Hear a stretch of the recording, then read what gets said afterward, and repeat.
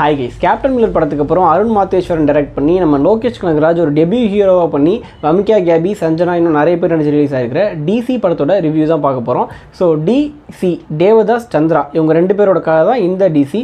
So தேவதாஸோட கதை நம்ம எல்லாருக்கும் தெரிஞ்சிருக்கோம், அந்த ஒரு காதல் கதை அப்படின்னு நம்ம எல்லாருக்கும் தெரிஞ்சிருக்கோம். அந்த ஒரு காதல் கதையை வேற ஒரு பேக்ட்ராப்பில், ஒரு கம்ப்ளீட் ஆக்ஷன் பேக்ட்ராப்பில் எடுக்கப்பட்ட படம் தான் இந்த டிசி.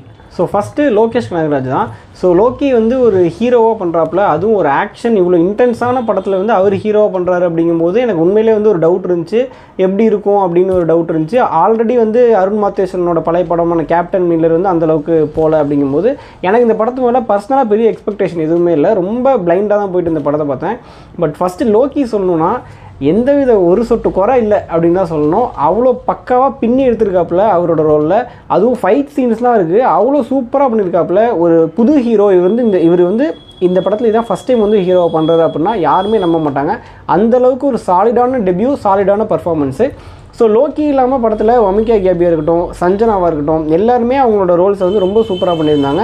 இவங்க இல்லாமல் இன்னும் நிறைய கேரக்டர்ஸ் இருக்குது படத்தில், எக்கச்சக்க சின்ன சின்ன கேரக்டர்ஸு. அது லோக்கியோட ஃப்ரெண்ட்ஸாக வர அந்த லோக்கி கேங் ஒரு 4-5 பேர் இருப்பாங்க, அவங்களா இருக்கட்டும், லோக்கியோட அப்பாவாக வரவங்களா இருக்கட்டும், எல்லாருக்குமே ஒரு சின்ன சின்ன கேரக்டர் அப்படின்னாலுமே ரொம்ப சூப்பராக பண்ணியிருந்தாங்க. அந்த ஒரு கேரக்டருமே வந்து அந்த கதைக்கு வந்து கான்ட்ரிபியூட் பண்ணுச்சு அப்படின்னு சொல்லலாம்.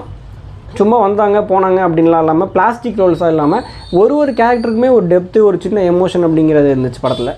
ஸோ இது ஒரு பக்கா ஆக்ஷன் படம் ஃபுல்லாகவே வந்து ரத்தம், கன்ஸு அப்படி தான் படம் ஃபுல்லாகவே போகும். பட் இது எல்லாத்துக்கூடையுமே பேக்ரவுண்டில் ஒரு சின்ன எமோஷன் அப்படிங்கிறது வந்து இருந்துகிட்டே இருக்கும். சொல்லப்போனால் ஒரு ஆக்ஷன் சீக்வன்ஸுமே அவ்வளோ சூப்பராக ஒர்க் ஆகிறதுக்கு முக்கியமான காரணம் அது ட்ரைவ் பண்ணி கொண்டு போகிறதுங்கிறது அந்த எமோஷன் தான். நான் ஆல்ரெடி சொன்ன மாதிரி அந்த ஒரு சின்ன சின்ன கேரக்டர்ஸ்க்கும் ஒரு சின்ன எமோஷன், ஒரு சின்ன லவ் அப்படிங்கிறது படத்தில் அங்கங்கே இருந்துகிட்டே இருக்கும். அந்த ஒரு எனர்ஜியை வந்து நம்ம ஆடியன்ஸ் வந்து ஃபீல் பண்ணுவோம் சொல்லப்போனால் அங்கங்கே. அதுதான் வந்து அந்த ஆக்ஷன் சீக்வன்ஸை இன்னும் சூப்பராக வந்து ஒர்க் ஆனதுக்கு காரணம் அப்படின்னு நான் நினைக்கிறேன். ஃபார் எக்ஸாம்பிள் படத்தோட இன்ட்ரோல் பிளாக்கு, அது ஒரு பக்கா மாஸ் ஹீரோ மூமெண்ட் ஆக்சுவலாக. பட் அது வெறும் ஹீரோ மூமெண்ட்டாக மட்டுமே இல்லாமல், ஃபர்ஸ்ட் ஆஃப் ஆல் அந்த ஹீரோ வந்து யார், அவன் எதுக்கு அந்த இடத்துல வந்து அந்த சண்டையை போடணும், அந்த ஹீரோயின் அந்த பொண்ணு வந்து யார், அந்த பொண்ணுக்கு வந்து அந்த விடுதலைங்கிறது எவ்வளோ முக்கியமாக இருக்குது அந்த சீக்வன்ஸில் அப்படிங்கிறத பக்காவாக எல்லாம் எஸ்டாப்ளிஷ் பண்ணிவிட்டு, சொல்லப்போனால் ஆடியன்ஸ் வந்து வெயிட் பண்ணுறான் அந்த இடத்துல. எப்படா வந்து இப்போ அந்த தேவதாஸ் போட்டு எல்லோரும் பொலன்னு பொழக்க போகிறான், அந்த ஒரு ரத்தம் தெறிக்க அந்த ஃபைட் சீனை வந்து எப்போ காட்டுவாங்கன்ட்டு அந்த இன்ட்ரோல் பிளாக்கில் வந்து பயங்கரமாக வந்து வெயிட் பண்ண வச்சு, அதுக்கப்புறம் அந்த ஆக்ஷன் சீக்வன்ஸ் வரும்போது, அதுவும் நம்ம அனிருத் இந்த கோட்ருத்தோட பிஜிஎம்மோடு வரும்போது ரொம்ப சூப்பராக ஒரு கம்ப்ளீட் விருந்து சாப்பிட்டா எந்த அளவுக்கு ஒரு ஃபீல் இருக்கும் அப்படி இருந்துச்சு அந்த இன்ட்ரோல் பிளாக் அப்படிலாம். ஸோ படத்தோட இன்ட்ரோல் பிளாக் மட்டும் இல்லை, படத்தோட எல்லா ஆக்ஷன் சீக்வன்ஸுமே சூப்பராக உட்காந்துச்சு. அது கூட ஒரு சீன்லேயுமே ஒரு சின்ன எமோஷன் அப்படிங்கிறது படம் ஃபுல்லாகவே இருந்துச்சு.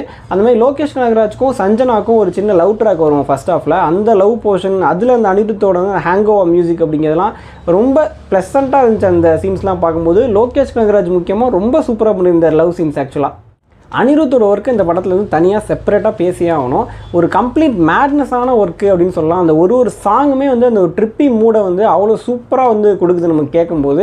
படத்தோட மூடே ஆக்சுவலாக வந்து ஒரு ட்ரிப்பியான ஒரு மேட்னஸான ஒரு கதை தான் இது ஆக்சுவலாக. ஸோ அந்த வேர்ல்டு பில்டிங்கை இன்னும் அடுத்த லெவலுக்கு எலவேட் பண்ணி போகிறதுக்கு அனிருத்தோட ஒர்க் அப்படிங்கிறது ரொம்ப யூஸ்ஃபுல்லாக இருந்துச்சு அப்படின்னே சொல்லலாம் படத்தில். அதுவும் முக்கியமாக ஃபார் எக்ஸாம்பிள் இங்கே படத்தோட ஸ்டார்டிங்லேயே அந்த எயிண்ட் நோ படி அப்படின்னு ஒரு சாங் இருக்கும். அந்த சாங்கு, அந்த ஒரு வேக்கியான விஷுவல்ஸில் அந்த படம் ஓப்பனிங் ஆகும்போதே நீங்கள் எப்படிப்பட்ட படத்தை வந்து பார்க்க போகிறீங்க அப்படிங்கிறத ஸ்டார்டிங்லேயே ரொம்ப சூப்பராக கன்வே பண்ணிடுறாங்க. அனிருத்தோட மியூசிக் வந்து ஒரு எலவேஷன் மட்டுமே இந்த படத்துக்கு கொடுக்காம, நிறைய டக்குன்னு சீன்ஸ் வந்து மூவ் ஆகிறப்போ பொதுவாக வந்து ஒரு சாங்ஸ் ப்ளேஸ் பண்ணுவாங்க. ஸோ வந்துட்டு ஒரு சாங்குக்குள்ளே ஒரு 15 மினிட்ஸ் 20 மினிட்ஸ் காட்ட வேண்டிய விஷுவலை வந்து ஒரு 5 மினிட்ஸ் சாங்குக்குள்ளே டக்குன்னு காட்டிடுவாங்க.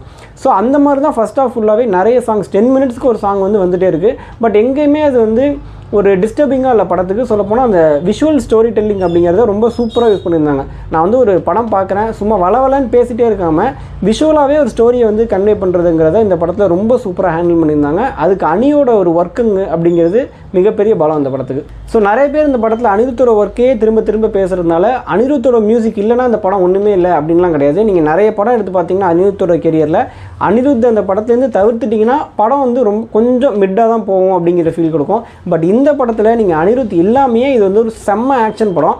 அந்த ஆக்ஷன் படத்தை அந்த ஒரு செம்ம ஸ்டோரி டெல்லிங்கை இன்னொரு கொஞ்சம் எலவேஷன் பண்ணுறதுக்கு அனிருத்தோட மியூசிக் வந்து ரொம்ப யூஸ்ஃபுல்லாக இருந்துச்சு அப்படின்னு சொல்லலாம். ஸோ உண்மையில் எனக்கு பர்சனலாக வந்து அந்த 2.5 மணி நேரம் படத்தை நீங்கள் விஷுவலே போடாமல் அனிருத் மியூசிக்கை மட்டும் ஓட விட்டுட்டு கேட்க சொன்னாலே தேட்டரில் வந்து கேட்கலாம் போல், அந்தளவுக்கு ஒரு செம்ம ஒர்க் அப்படின்னே சொல்லலாம். பட் அந்த மியூசிக்கல் ஒர்க்குக்கு மேட்ச் பண்ணுற அளவுக்கு ஸ்க்ரீன் பிளேவாக இருக்கட்டும், அந்த விஷுவல் ஸ்டோரி டெல்லிங்காக இருக்கட்டும், விஷுவலாக அந்த படத்தை ப்ரெசென்ட் பண்ணுறதாகட்டும், எல்லாமே பக்காவாக இருந்துச்சு. ஸோ கண்டிப்பாக தேட்டரில் போய் பார்க்கலாம். ஒரு செம்ம படம் DC. Thank you guys, by.